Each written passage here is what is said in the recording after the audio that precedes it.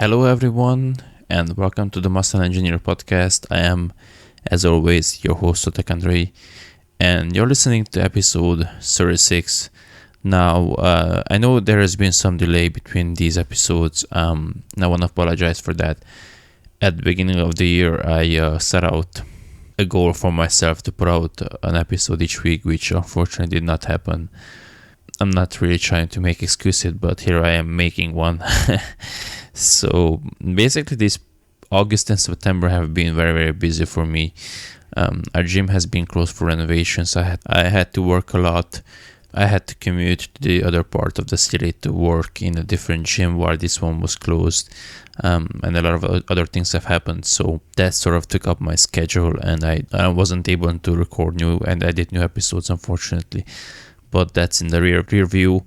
Thankfully, our gym is open, and I plan on getting back to a more regular schedule, a more consistent schedule. So with that out of the way, let's get into this week's episode and our guest, which is Nick Gloff. Now, as I mentioned in the intro, Nick is a relatively new acquaintance, so to speak.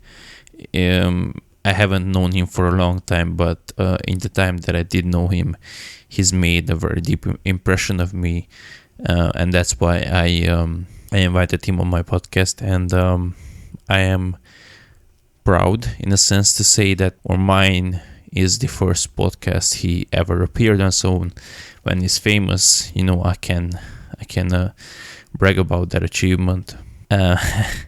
This episode is going to be a very good one.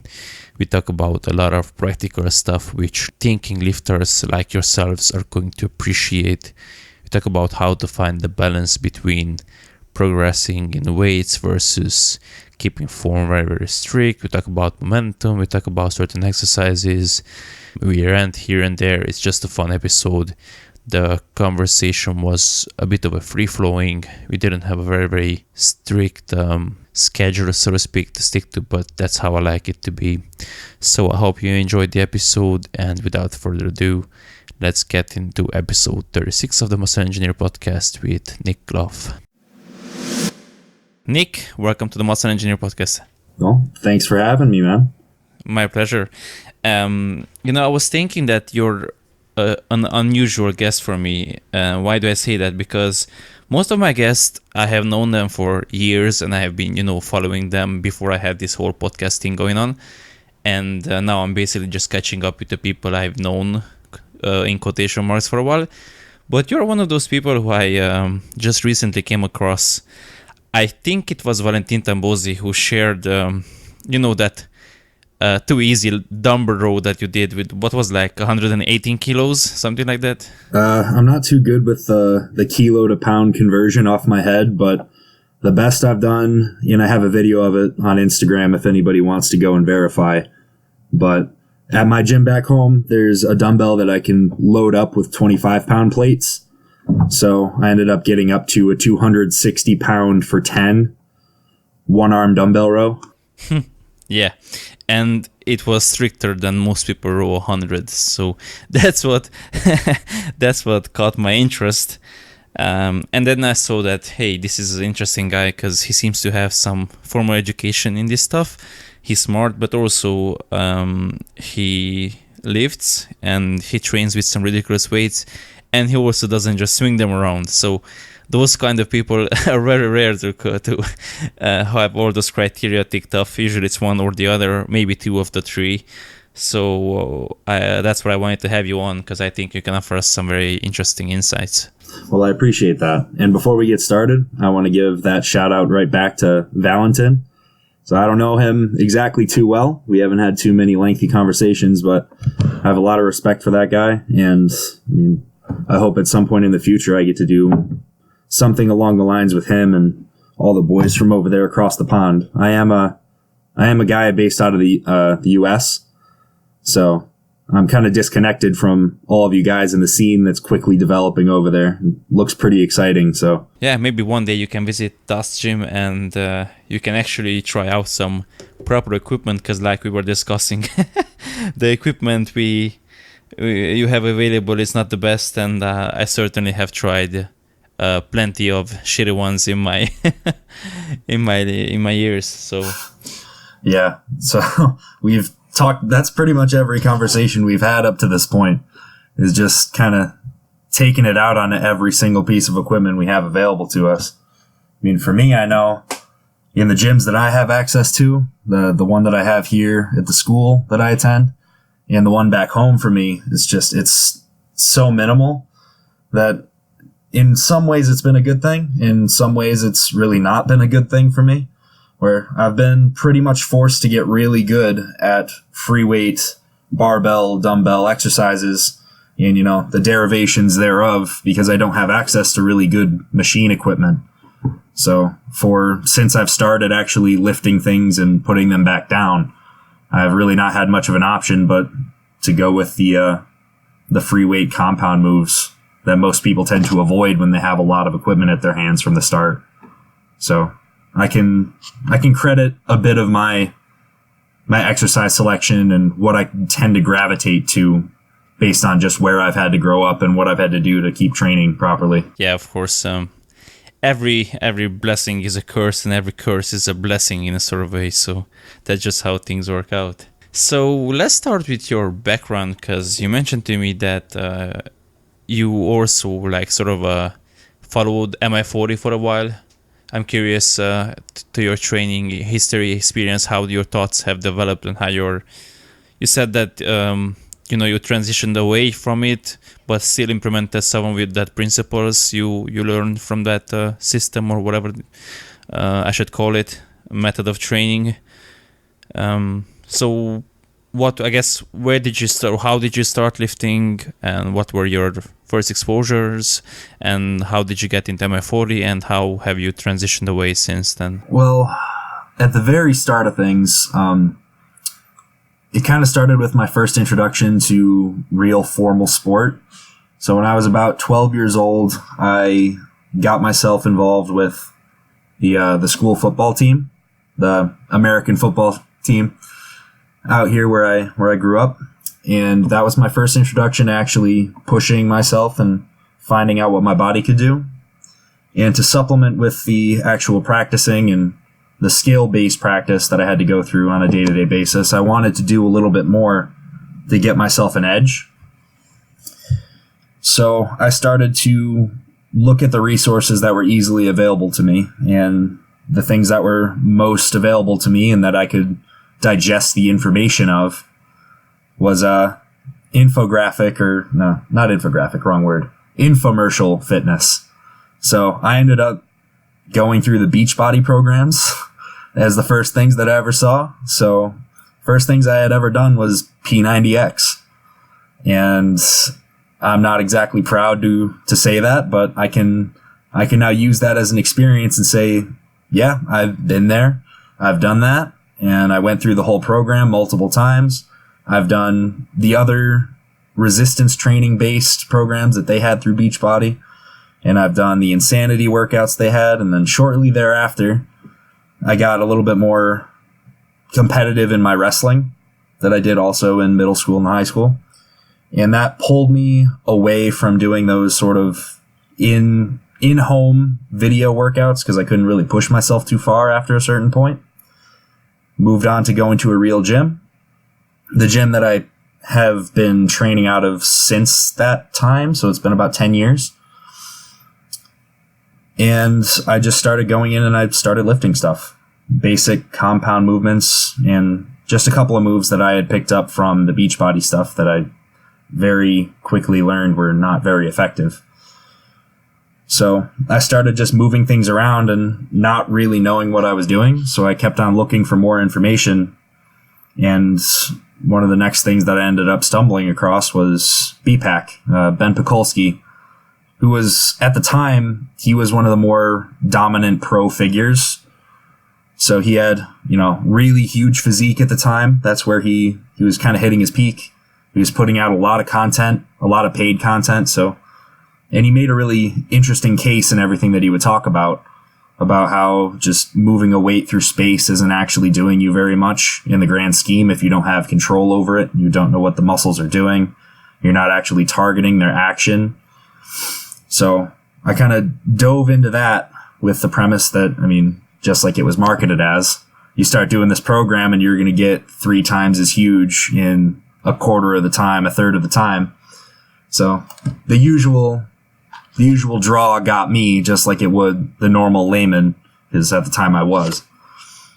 So moving on through that, I kind of started to learn and give some reverence to having real control over loads, really understanding the actual ranges of motion that joints are capable of, and the ranges of motion that muscles around those joints are able to support actively.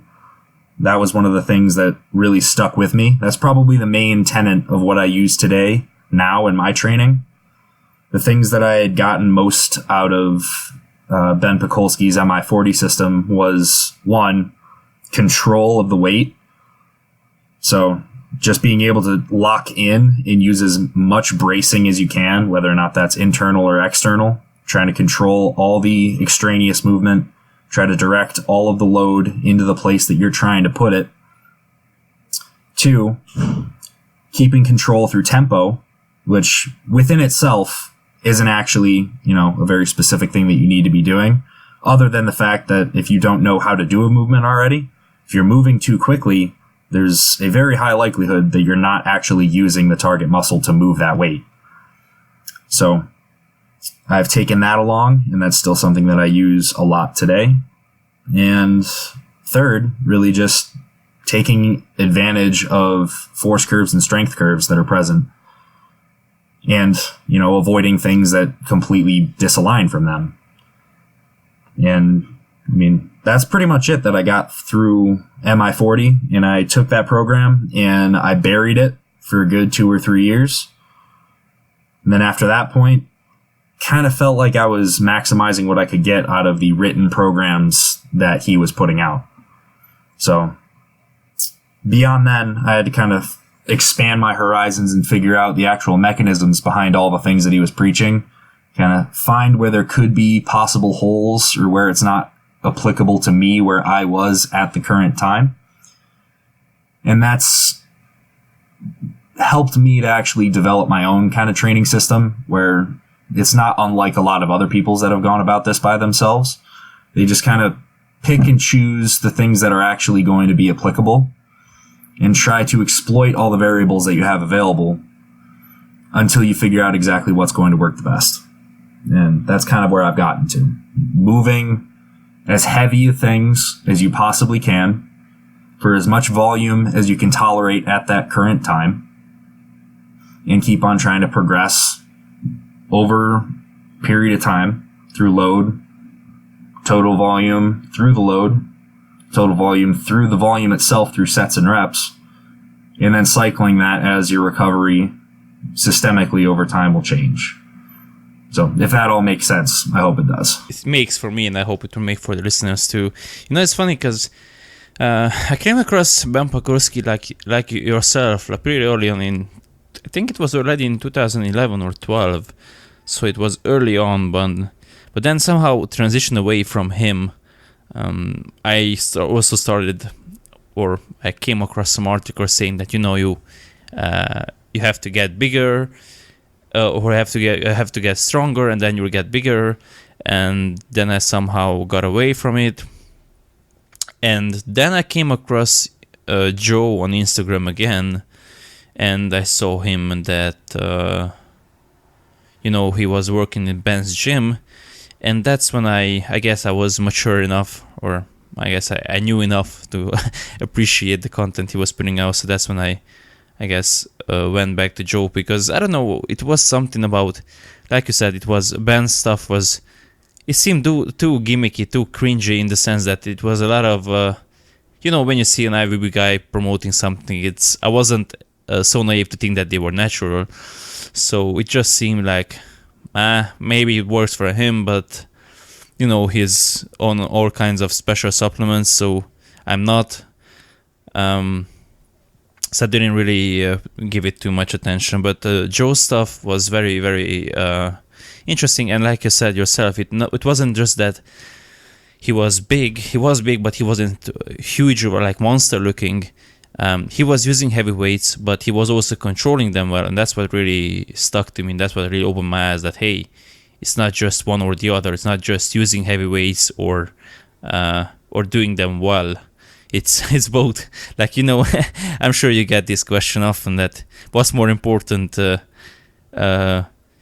using more weights or better execution, and you'll be like, or Joe's like, yes. yeah that is the answer. It's just yes. Awesome. And I'm really glad that towards the end you also highlighted the importance of volume, that it's not just strength. Then you can also get into some other mistakes that you only focus on. Like, I see this all the time. People will come to me and be like, so can you give me a spot? And I'm like, sure. And I see guys like, they'll do, I don't know, they'll put 80 kilos on the bar and they'll struggle to do 2 reps, and like, what are you doing? And they'll be like, well, I have to lift heavy to get big. Well, yeah, you have to lift heavy for 8 reps, not 2 reps. And they just don't get it, and that's what's really frustrating, because this has happened many times, that I try to give an advice to someone, and they say that they listen, but they don't listen, and then 6 months pass by and still have no results, but they still don't listen. And at that point, I'm like, listen, you can do whatever the fuck you want, because it's obvious. It's obvious you're just an asshole. Like, you're just asking advice for the sake of asking it. So it's not really worth wasting my time. I do want to return to something that I did mention about BPACs things, and something that you said spurred a thought for me. And one, I want to say this right out, that I have a lot of respect for Ben Pekulski and a lot of respect for Joe Bennett. They're both awesome, and I've followed them pretty much since the first time I ever saw their content. I thought there was some value in it. And obviously I paid for their content, both of them, and gone through the programs, and I really appreciate everything that they do for the industry.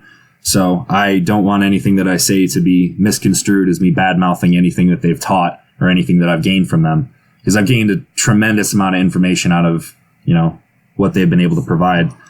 But one of the major downfalls that I found through both of those training methods, which are pretty similar to each other, that the point that I came to after so long using that method was that even though Ben Pekulski, using his method himself, and the people that he trains in person, they have their bearings of whether or not they can go heavier and keep all of the same, like all of the cues, all of the bracing, perfect control. Like, there's no way for the normal person buying their program to exactly know what the threshold of good and acceptable is and what is too far. So I ended up getting to the point where I was so over analytical over form and execution and tempo control just for the sake of doing them, because I thought that, obviously it is still true that for you to get the actual volume that you're trying to get out of the exercises and get the benefit that you're trying to get out of them, you have to be able to isolate or target or use, whichever word you want to use for whatever context it is, the muscle and the movement you're doing. But you kneecap yourself continuously if you just keep on fighting for ever more perfect execution and you never, ever push the load, which is what ended up happening to me. And that's happened to a couple of other guys that I've came across in the gym that have actually just stumbled upon their programs and thought it was a great idea to train that way. And although it is, if you don't have the wherewithal and the information at your hands and the maturity to know that, like, there is a threshold to the point where your execution is kind of asymptotic, where you can make it better and better and better. And sure, that's great, but you're never going to be 100% perfect.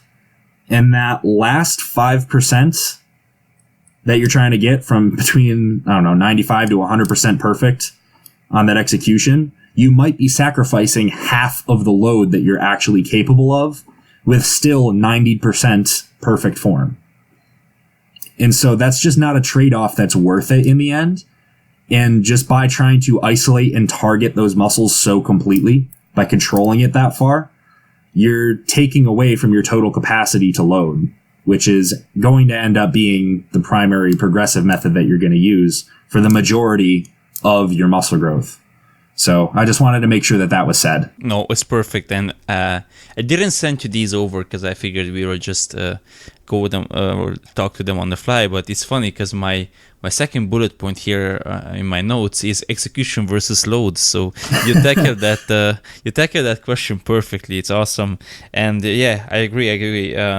It's funny because I was thinking recently about the same stuff, or I'm preparing a talk for an online thing I'm giving, and I was thinking about the same thing, that you sort of gotta have a range of execution. Let's say you subjectively, in analyzing yourself, you might give yourself permission to get down to a 7 in your own scale. So 10 would be if God came on earth and God started doing exercises and perfection in its truest form, that would be a 10.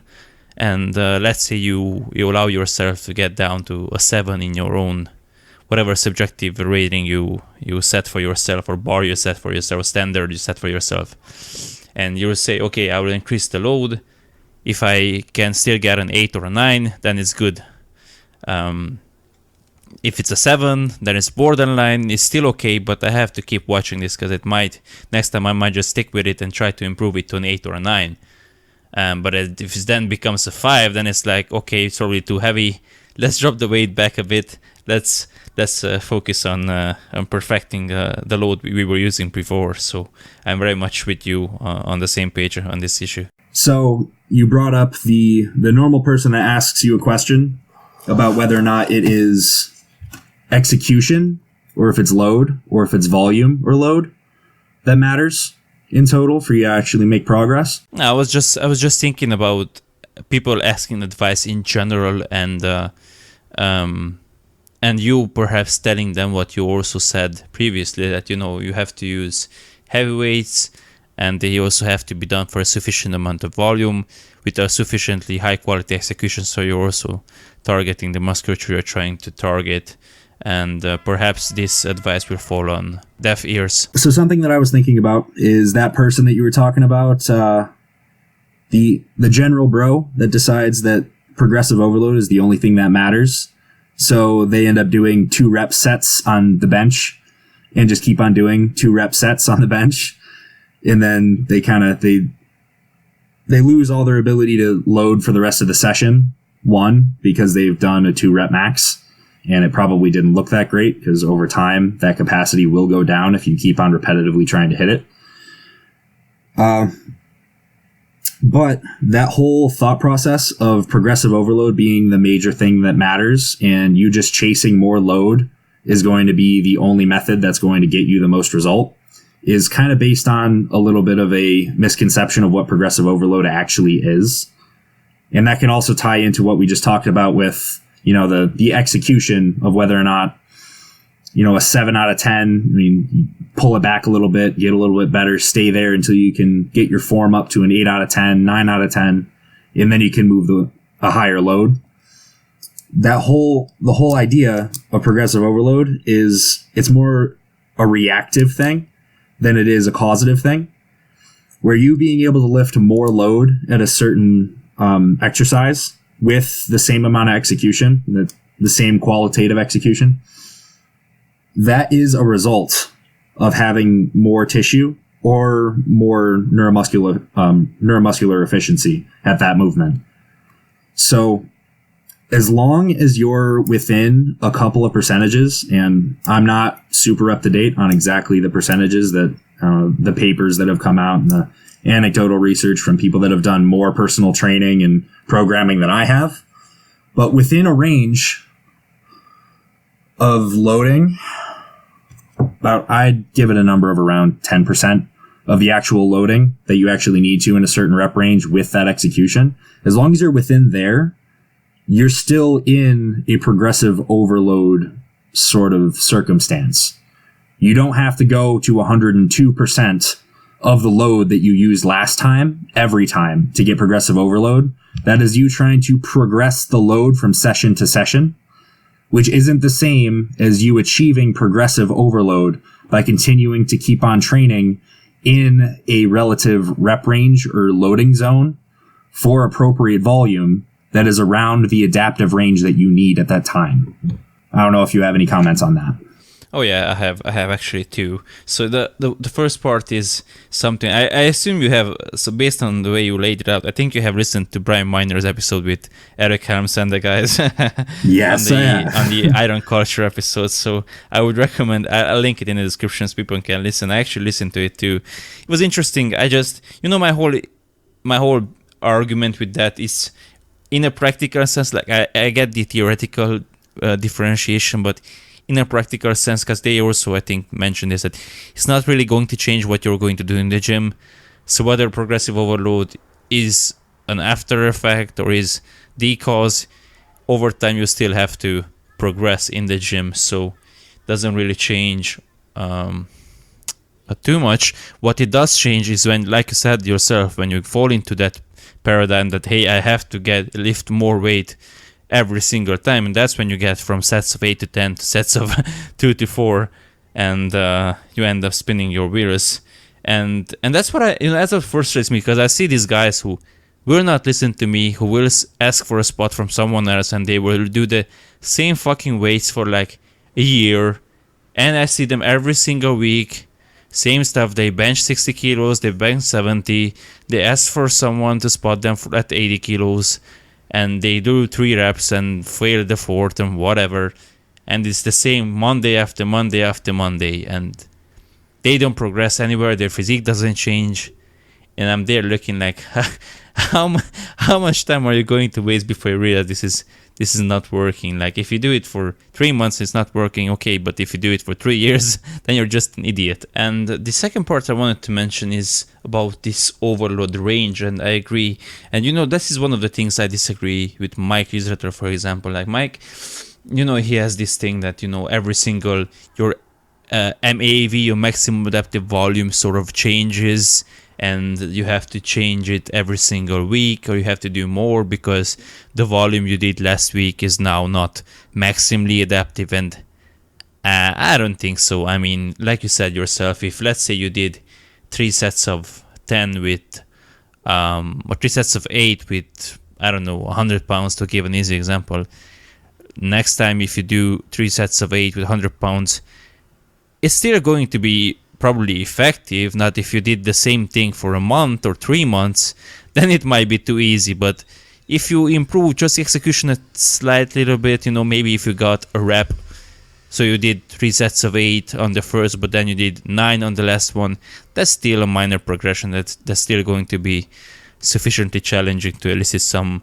adaptive response that you're looking for, in my opinion. I would have to agree with you, just based on the fact that they're also within talks that Mike has given, and the information that is out there, he doesn't tend to have a problem with training programs that would just have you sitting in a certain volume range that is within your, the range that would be adaptive for you, and just kind of coasting there. He doesn't prefer to program that way. He prefers to have that escalating volume kind of paradigm for the purpose of what you just said.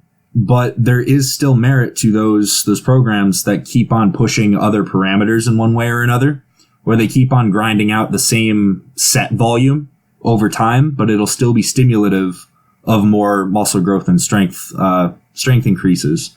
It just may not be his ideal way. There have been way too many people who have gotten results with way too many approaches to get bogged down in such a minutia.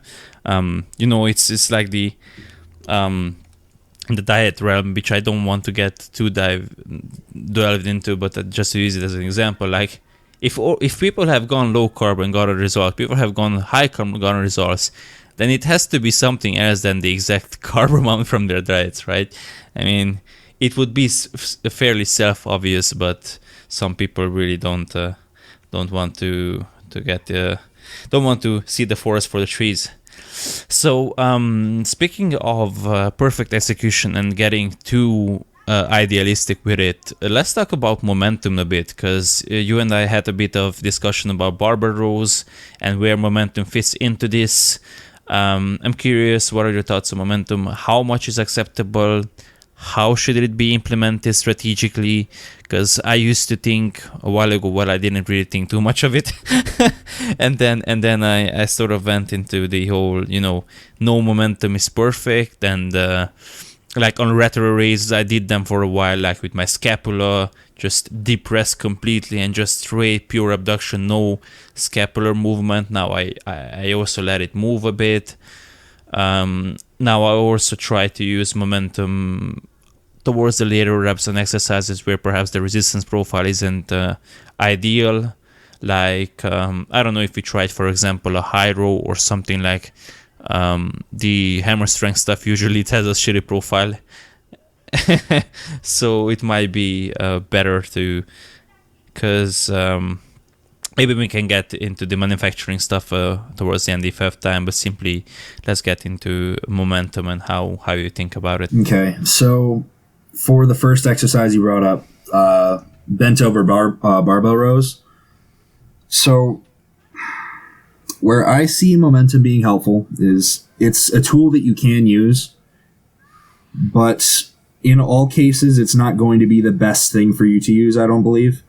So for you to get continually stronger and to keep on progressing loads on a bent over row so that you can actually load in the mid-range, which is going to be the place where you get the most benefit out of an exercise like that, you have the best ability to produce force from the lat, which is going to be your primary mover, at the bottom of that barbell row. But it's also really, really hard for you to initiate movement from a complete dead stop with your elbows completely locked out like that, where you will be at the very bottom of that row. There's also the problem of what your stance is like, where your knees are, so the bar path and where that has to go, where your elbow path is, and the relativity of where the bar is going to travel to your torso, whether you have to move it around yourself or you're in a perfect straight up and down line and your upper body is completely parallel to the floor. All those things will matter.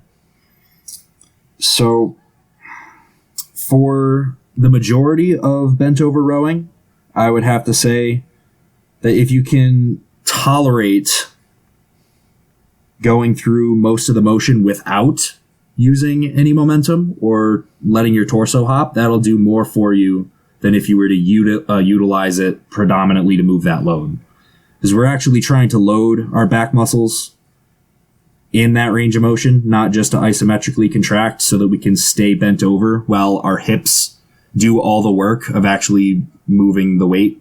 So that's typically what ends up happening on that movement, where if you're bent over like that, the first thing that's going to initiate the momentum isn't going to be you pulling through your lat really, really hard, really fast, and then trying to get the bar close to you. The first thing that's going to happen is you're going to bend your knees like a counter movement, like to a vertical jump, if you've ever seen or know the example I'm trying to make. Mm-hmm. Yeah.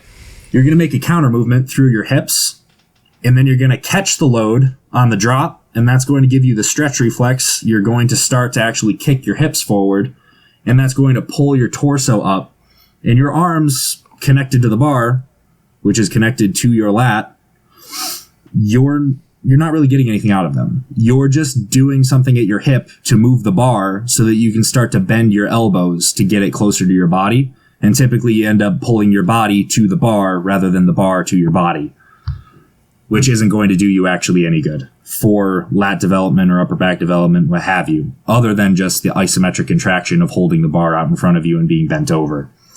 So to take it to its extremes, having momentum be the primary method of how you move the bar is obviously not going to do what you want that movement to do for you. You're not going to load your lats with the amount of load that's on the bar for that entire range of motion, which should be the goal within reason. And on the other side, if you are at complete dead stop and you don't move at all, and you only pull, like, the first thing that happens and the only thing that happens to move that bar is your elbows starting to flex and the bar comes up. I mean, that might be ideal for a lower weight and you can isolate a little bit better, but then you'd also have to beg the question of whether or not you want to use that movement as an isolation type or you want to use it as a compound movement. And wherever you place that is going to be based on you and what you want to do with it. My personal belief would be that you'd rather use that as a compound movement and cut it in between those two extremes. You want to control it as much as you can possibly control it, but you don't want to let it go to the point where it's not giving you any usefulness for the muscles you're trying to train. Hope that didn't run in too far of a circle to follow, but that should get the point. Find it a bit interesting you would consider a barbell row a lat exercise. I always thought of it as an upper back exercise due to the strength profile, I guess, of the lats and simply the nature of the exercise. So I always viewed it as more of a upper back compound exercise. Well, you're going to hit, if you actually use it as a compound movement more than anything, you're going to hit everything. And then wherever the bar actually moves and what degree the elbow is abducted from your body, that's going to determine pretty much where the load is going to be placed and how you're actually getting it there. So if you're in a position where you're completely bent over and your torso is parallel to the floor and your elbows are traveling out away from your body rather than closer to your rib cage, you're going to get much more involvement of your upper back musculature than you are your lats. But if the bar travel is coming more forward out in front of your face and then closer towards your hip and the elbow is close to your ribs, you're going to get more lat than you would have otherwise. But even still, you very well could be right with that it's more of an upper back exercise.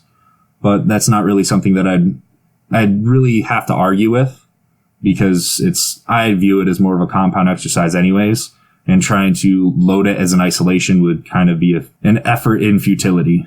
I think the second version would be much better suited to do with the underhand easy bar or something like that, where you can actually keep your upper arm closer to you. The straight bar doesn't really lend itself to do that. But to circle back to the concept of momentum in general, then, would you agree that it can be used strategically to alter resistance profiles, for example? Yeah. So if there's a position that you really like, for a better example, rather than the bent over barbell row, for like a lateral raise,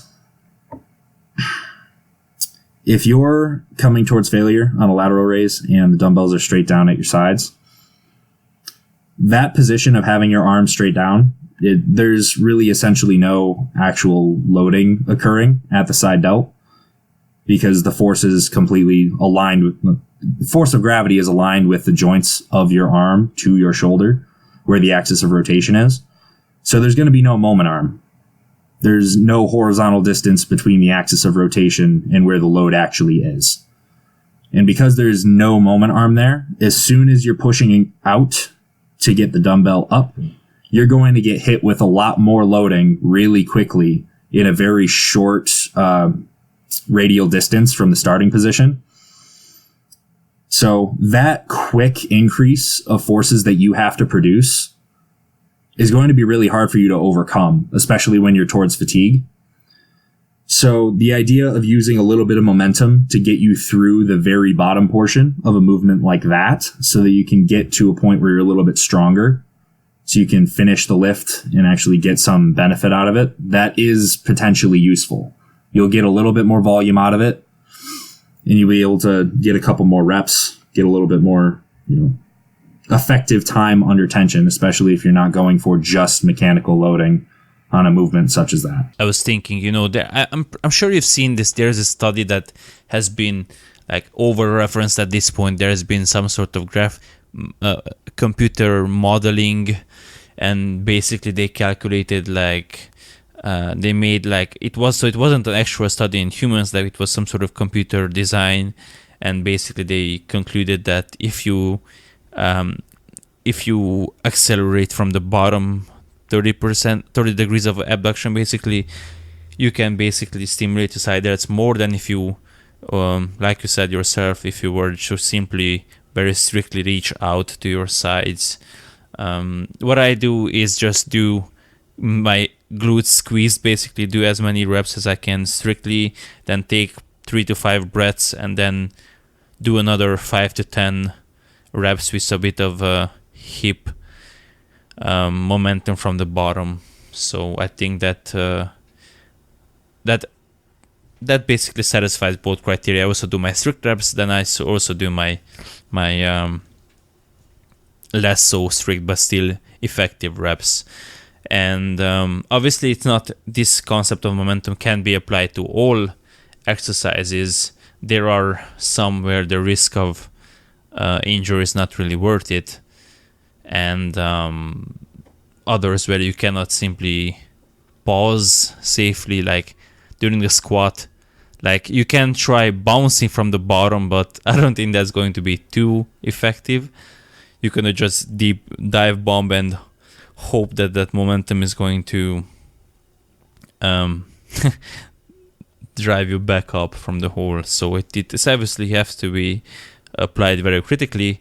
But I think it's like with most things, we don't have to be black and white about it, and we can just use our brains and try to use it strategically. To come back to the point that you made about that paper, that first 30 degrees of movement, the reason, at least I think they hypothesized in the paper, or otherwise somebody that was more in depth with the biomechanics of it, they analyzed it and came through.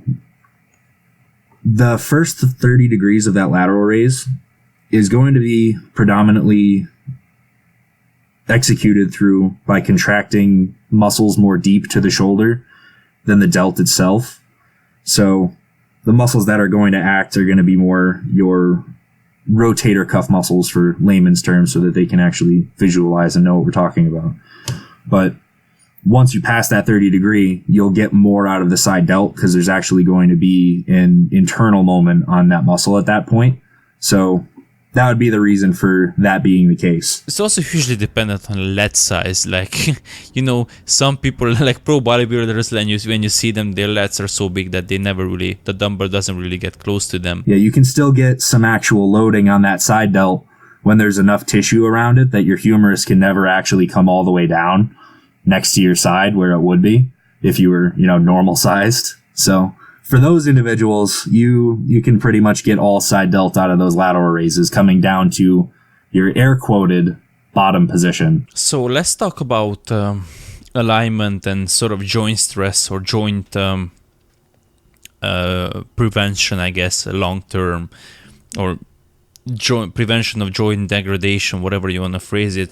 Because I've seen you use some very heavy weights on skullcrushers, for example, and that's been one of the exercises I pretty much never do anymore. I abandon pretty much everything straight bar. Like I have tiny baby wrists, so they're not really suited for loading them in that plane of motion. I guess I also don't really seem to have a complete 90 degrees of supination to do barbell curls. So I just do most of my stuff with cables and dumbbells. So again, where do you think the sweet spot is? Because you also laid out some very good points about people perhaps emphasizing this in certain movements and not on others. For my own training, I do want to clear up for anybody that doesn't know me, and I'd have to assume most of you guys that are listening don't know me. The skull crushers that I do aren't really like the typical easy bar, free weight, overhead, tricep extension skull crusher. I end up doing that on a cable stack too. And I do end up using a easy bar attachment.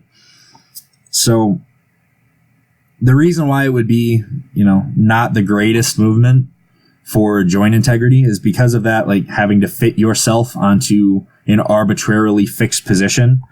And then the extension of the elbow is pretty much the only thing that you're worried about for actually using your tricep. The rotation of your radial bone in your forearm isn't actually doing anything for your tricep. So you rotating your wrist isn't getting you any more tricep activation. And it may actually be worse because you have to also rotate at the humerus to accommodate the change in angle at your forearm. So the reason I'm able to do that, and I can justify that to myself at this point, on the cable, instead of having the load coming straight down with the force of gravity like a free weight would be, and that loading dropping off and coming on at such a rapid rate, having it at that angle, doing it with a free weight, it just hurts. Getting that weight at the very bottom at that stretch position, it hurts there. Immediately when you start to contract into the load, it hurts again. And then all the way up until the weight is all the way above your face, it still hurts. And it hurts even worse. So that movement I really wouldn't recommend to anybody unless you are the extreme anomaly that just for some reason has the perfect joint structure to allow yourself to do that with no pain and no long-term foreseeable problems from movement compensations. Now, that is, like I said, an extreme anomaly, and I would have to assume that most of you, if not any of you, are not able to do that. So, using the cable and changing the angle that the force is applied, it can kind of give a little bit of the benefit of having that force be a little bit more evenly distributed across the entire range of motion. So you don't have that really rapid turn on and turn off of how much force you have to put in so that you can maintain the position and progress through the range.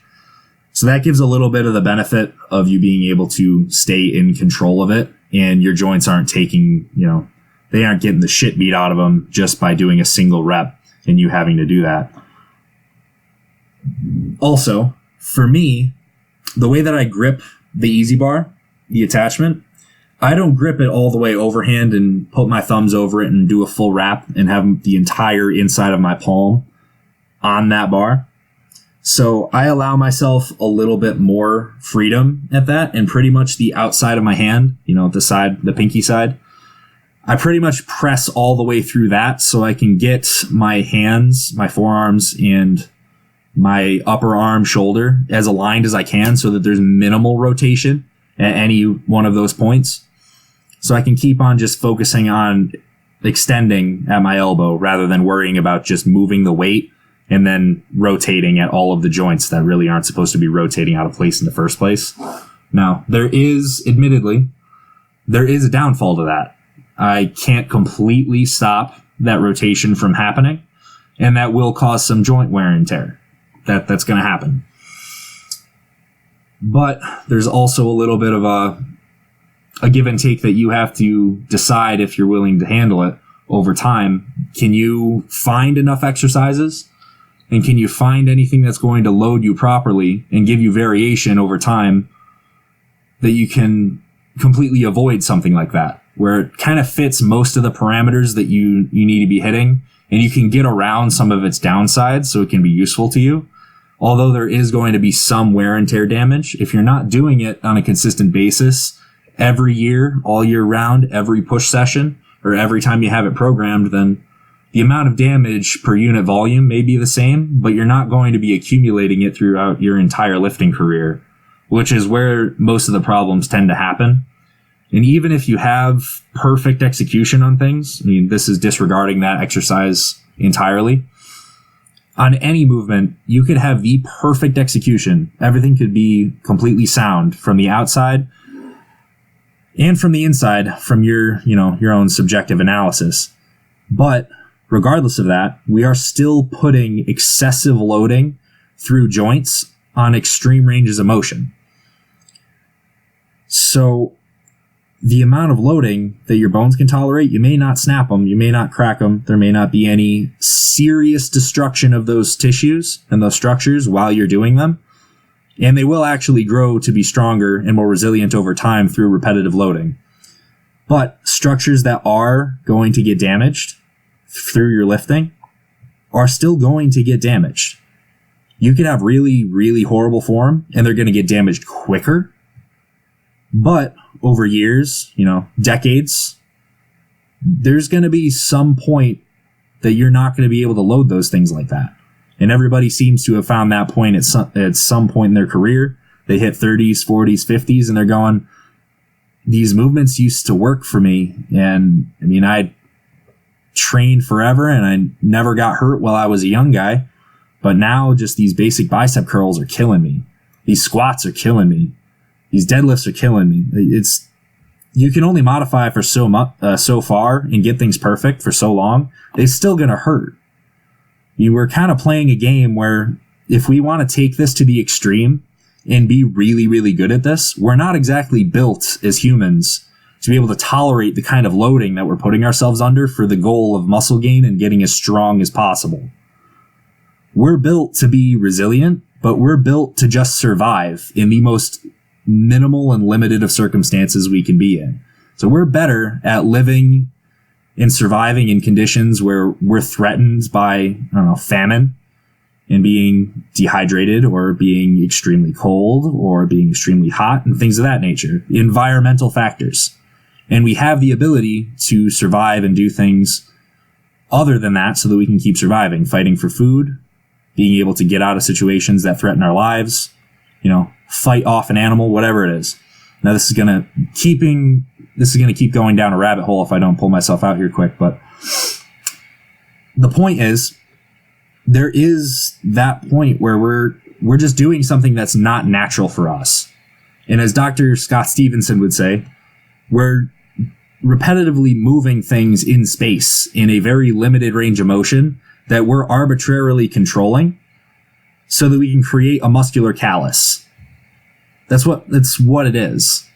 So it's not something that we're built to do or something that we're necessarily built to be very good at, but we keep on pushing for it because it's a goal that we've made for ourselves.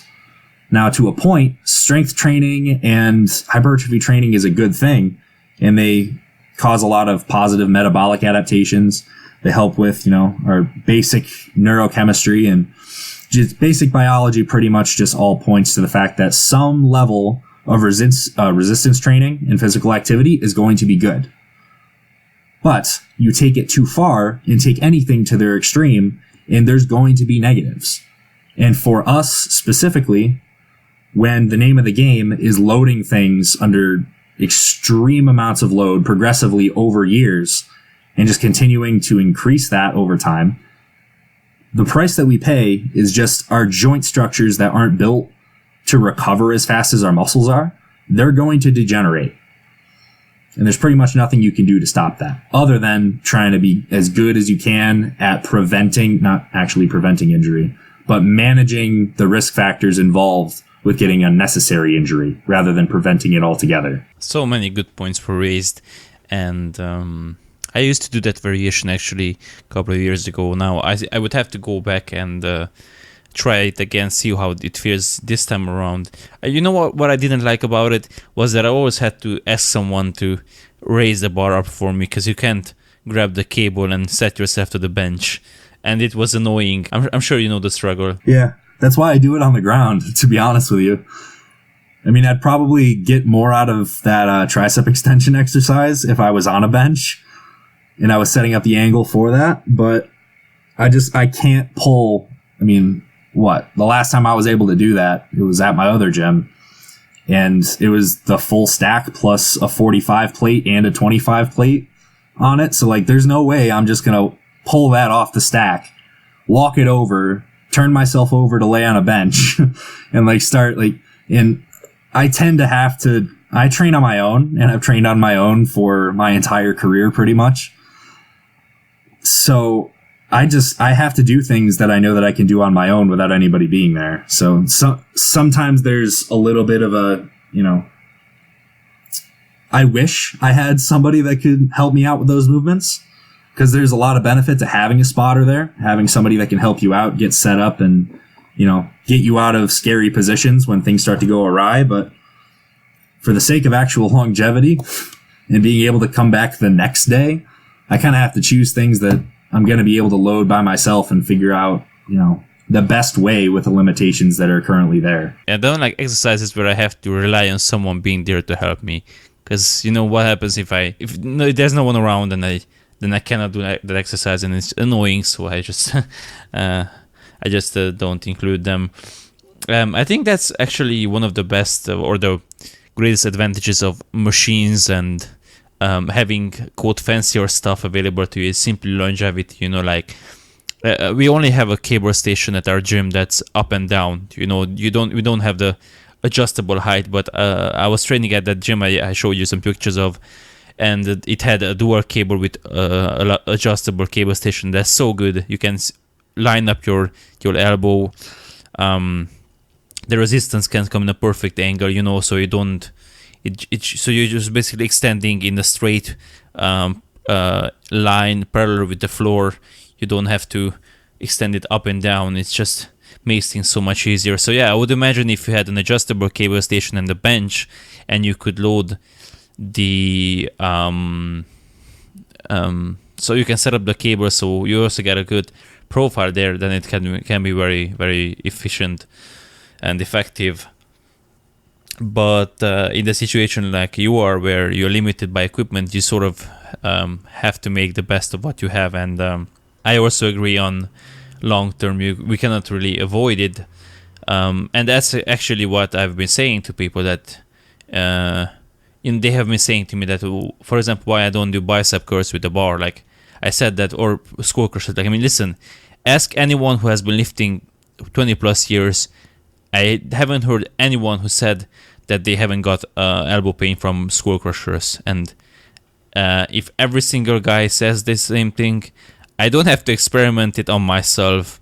I mean, I don't have to try it out on myself, and see if I also get elbow tendonitis 6 months or a year or 2 years down the line or 5 years down the line. I'll take their word for it, and I'll just stick to something that's on paper better, but I can still load. I completely agree with that. And even without taking it so far as like just taking the general population anecdote of all the people that have done it before, I mean, hell, you take a straight bar and start curling with it. If you don't immediately feel a stabbing pain in the insides of your elbows and your shoulders, like, you are an anomaly. Like, I don't remember a time that I've ever picked up a straight bar to do a bicep curl and it didn't immediately hurt to even just supinate my hands that far. So that might just be me, but if you're like me and you have that immediate pain as soon as you try to pick up the bar, just stop. That's with every other movement too. If the position itself for you to do the exercise is already painful, don't do it. And if that problem is from you just being in that position, that's not a place to be. If you have current mobility issues, inabilities getting into the positions, and it's causing you pain because of those, then you have some other things to address before you come back to it. So don't immediately discount all exercises that hurt you immediately, because you may have other things that you can work on before you can exclude their utility. If you have a barbell squat, a back squat, and you're getting down to, 90 degrees, just arbitrary number here, where most people see things take a turn for the worst.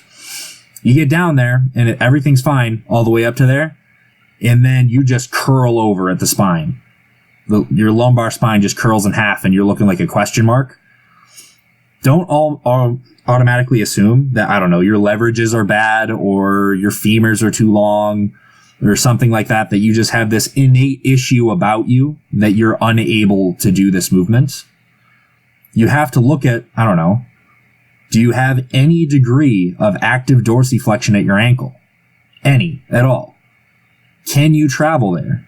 Do you have a pre-existing problem of, an imbalanced tightness of your adductor muscles or your medial calf that brings your knees in tracking so you can't actually get any lower? Do you have a problem with your glutes not actually doing what they're supposed to and unilaterally stabilizing you to externally rotate your hip as you get further into a squat? If you have those problems, then you have other things to address before you can say, yeah, squats just don't work for me, I'm just going to leg press. Okay, sure, leg press for now, and it's a good tool, but if you never ever take the time to address those weak points that you're just incapable of hitting because your mechanics suck, and your mechanics have brought you to create some tightness and other compensations around all the joints involved, they're only going to get worse the less you train into them. If you don't address any of those mobility, stability issues, they're just going to compound over time. And that limited range of motion that you felt on your squat is going to become more and more limiting the less you train into it.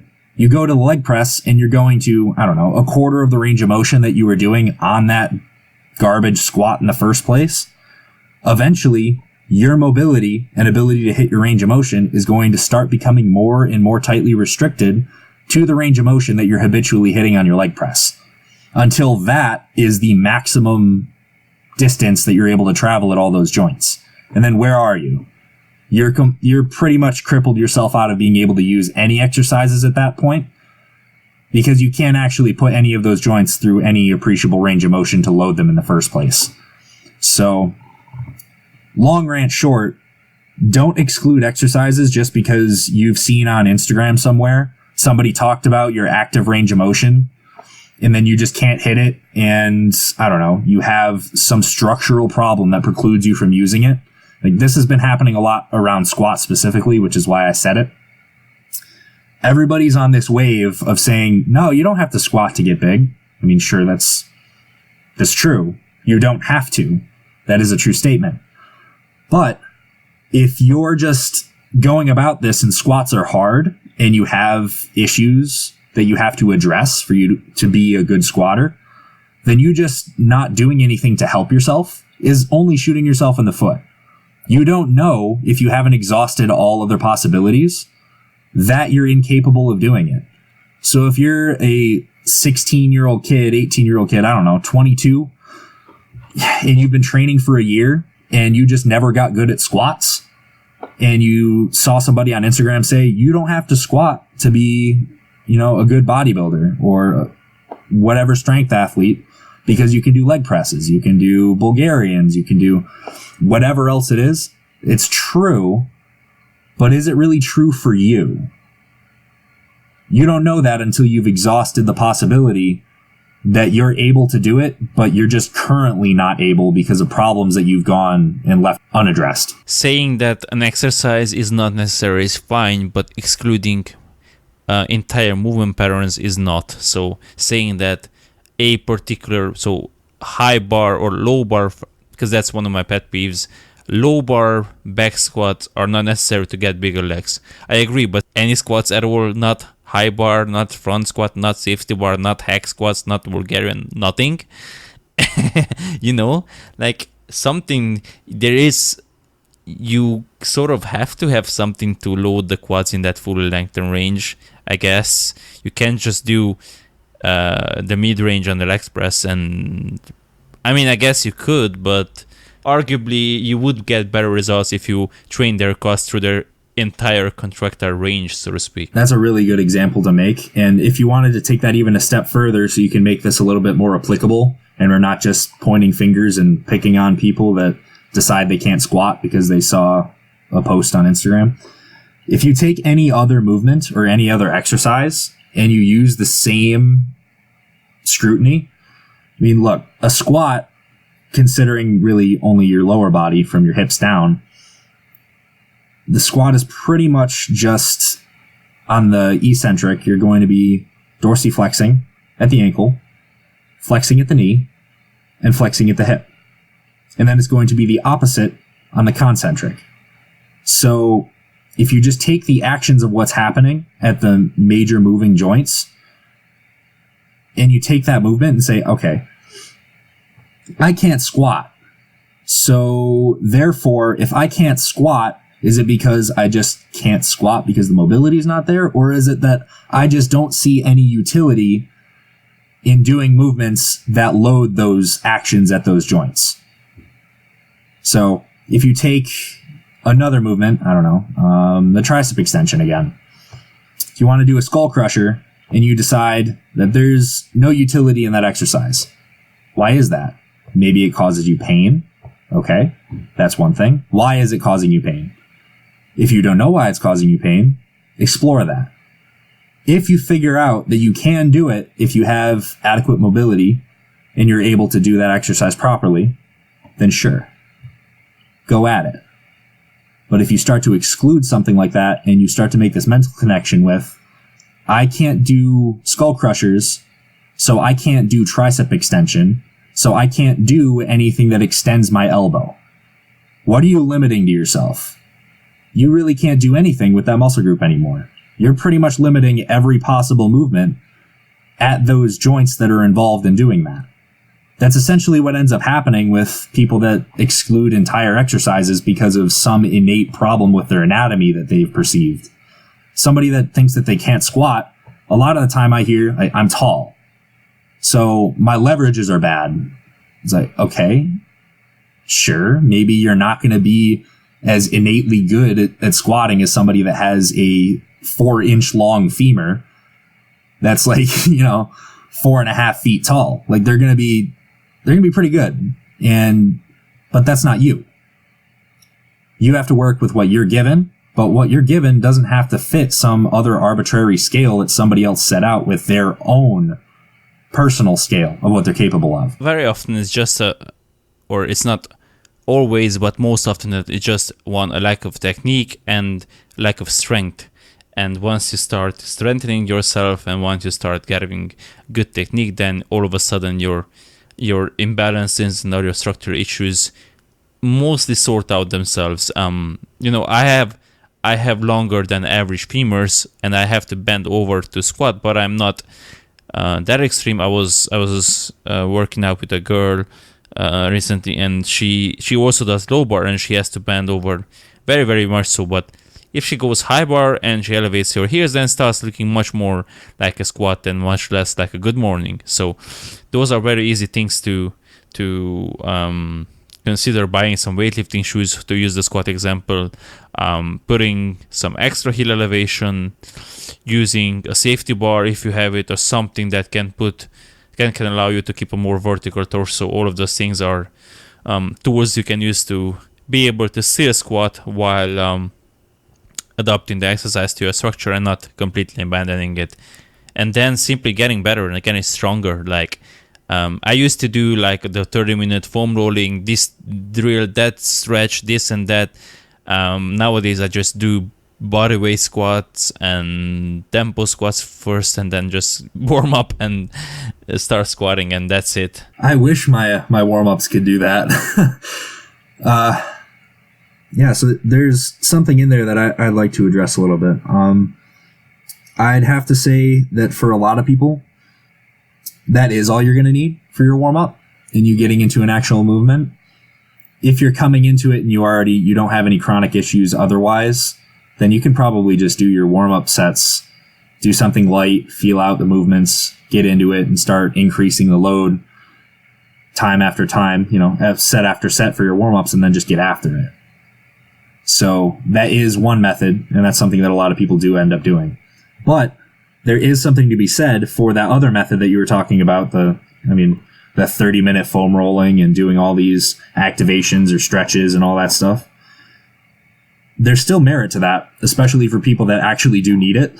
So for me, I wish I could do, just walk in on my leg day, set up a bar, and just do a set of 135 at front squat, and then just do it slow, do some tempo, do 10 reps, and then put on a plate per side, do it for 5 reps, same tempo, control it, figure it out, 3 plates, 4 plates, and then start getting at the work.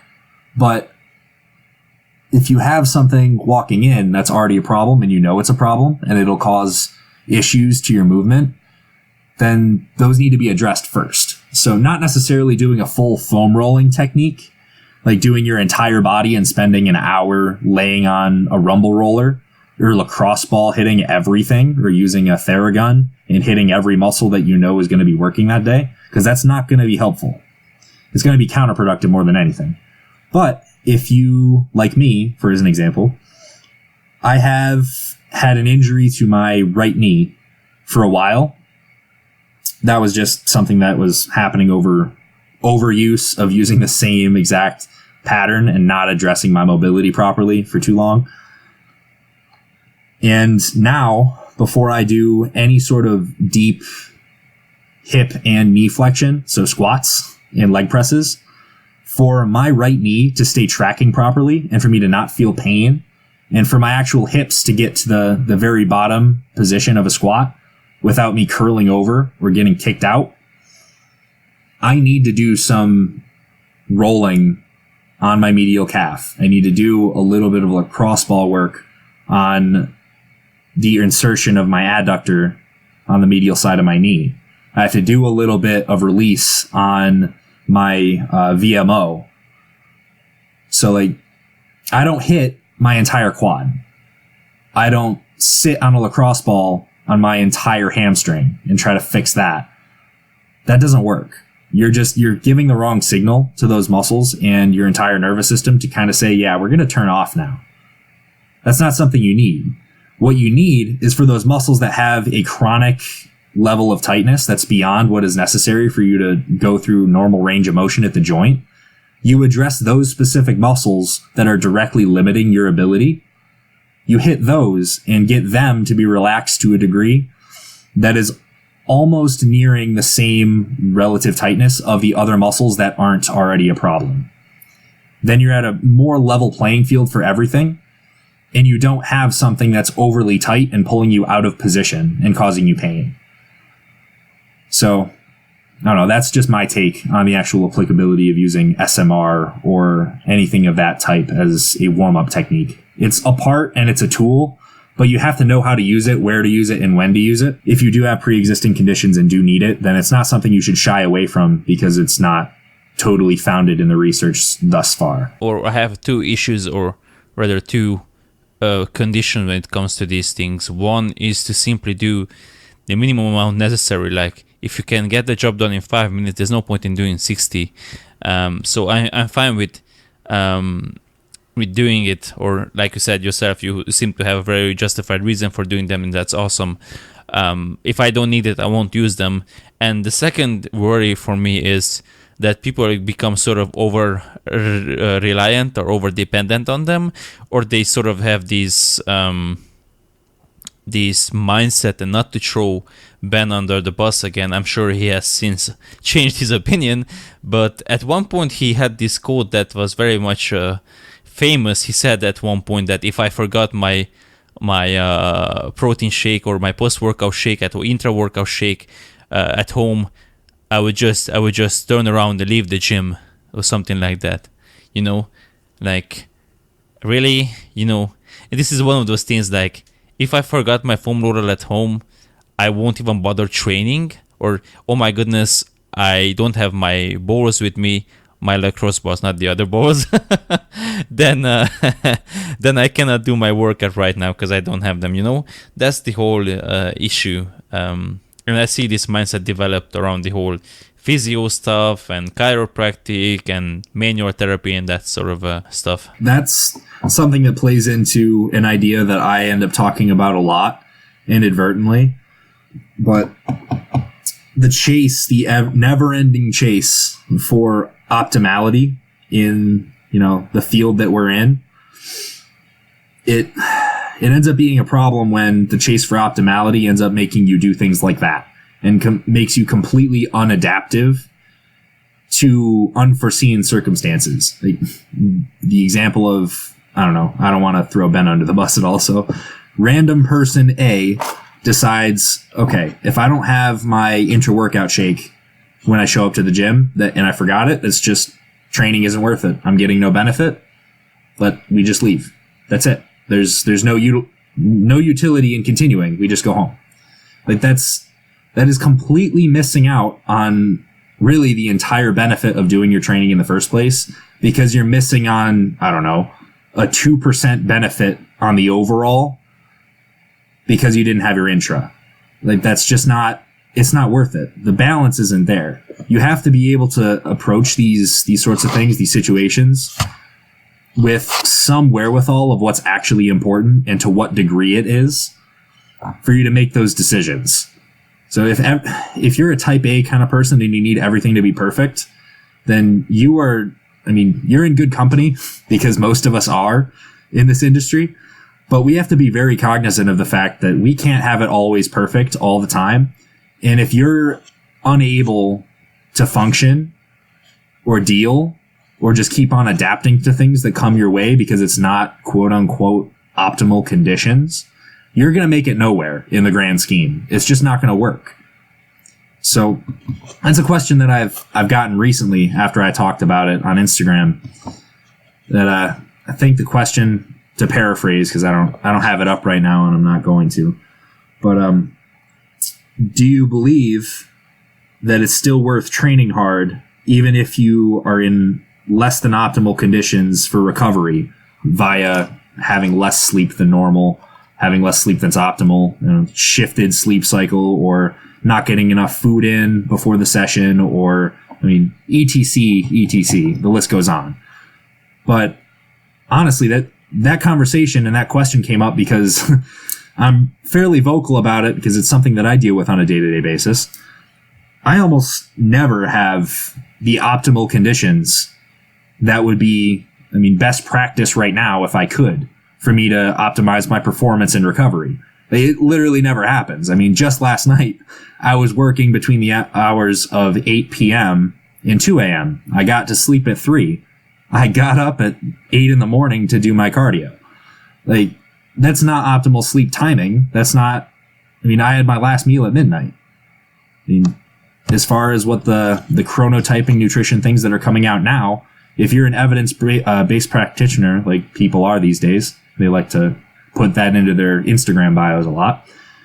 If you're that person that goes, oh, there's emerging research on it, this is the only thing that matters, you have to stop eating, at 10 o'clock at night, or else your chronotype, your timing's going to be off, all your body clocks are going to be off, things aren't going to work, you're never going to grow, you're never going to get stronger, you can't progress in the gym. Good luck training the next day. If your mindset is that if you don't have the perfect conditions to train, that you're just not going to, or you're going to half-ass it, good luck, man. Just good luck. You're gonna go down the endless abyss of trying to create optimal conditions for every possible thing, and that'll start leaching away from the actual things that matter. You just getting your training done. You getting adequate stimulus on a day-to-day. You sleeping at all. Drinking enough water. Eating enough food. Those are the basic things, and it might just end up getting memeified that the only thing that matters from quote-unquote bodybuilder, you just got to eat food and sleep. And that's it. Don't worry about anything else. There's truth to that.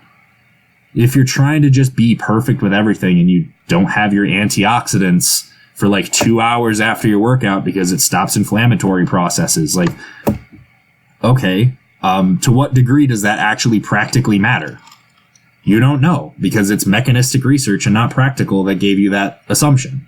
And then you had somebody that took too deep of a dive into the research once and didn't look at the actual practical applicability of it and goes, yeah, this is best practice. And everybody that has, evidence-based practicing coach in their bio immediately hops on and goes, yep, no berries post-workout anymore. We're eating only white rice and only chicken. And that's it. And there's nothing else. Or even further, we're only having whey protein post-workout because it's been shown to be the best and most quickly absorbed protein source that there is. So any other protein source is automatically inferior, and whole protein sources are useless. So now you're having 6 protein shakes a day, and you're not getting the macros in, and you're not getting the micronutrient profile, and rabbit hole after rabbit hole I'll go down with this.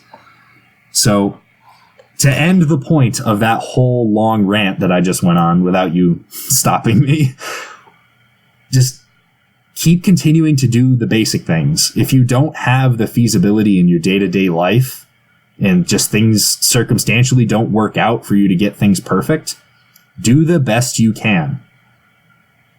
That's it. Just do the best you can and you will progress. Use some amount of good, best general practices to get things done. Stay consistent on it, and you will move forward. You may not move forward at the pace that you possibly could if you could just stop your entire life and pursue bodybuilding on its own. But you're still going to make it further than if you just decided to quit because you didn't have perfect circumstances. I think you hacked into my computer and you're reading off my notes. My last bullet point is, and I'm reading it right now, chasing optimality and overthinking everything. So there you go. You anticipated my last question, so that's awesome. And that's a great way to bring this whole discussion to a closure. Of course, I agree. I was laughing when someone asked that question, like, if I only see fiber, is it even worth bothering training? No, I mean, you should just stop training because, hey, that's how it works. Like, you either live like a monk and you either revolve your life around training, or it might as well just not worth bothering at all. I mean, it's that way. There's no in between. There's no shades of gray. It's only black and white. Like, come on now. Yep. If you can't do every single detail of all of this down to the exact most up-to-date research paper, then you're exactly doing nothing, and you should give up and go home, find a new hobby, something that ideally doesn't involve you doing any physical activity, and just give up. That's it. That's as far as it has to go. If you can't be optimal, then what are you even doing? Alright, so that was episode 36 of the Muscle Engineer podcast with Nick Gloff. I hope you enjoyed it and I hope you find it valuable. Now, before I get into my usual couple takeaways from this episode, I would have a request. So, and this isn't something I usually mention, but every now and again I listen to an episode from someone else and I'm reminded of it.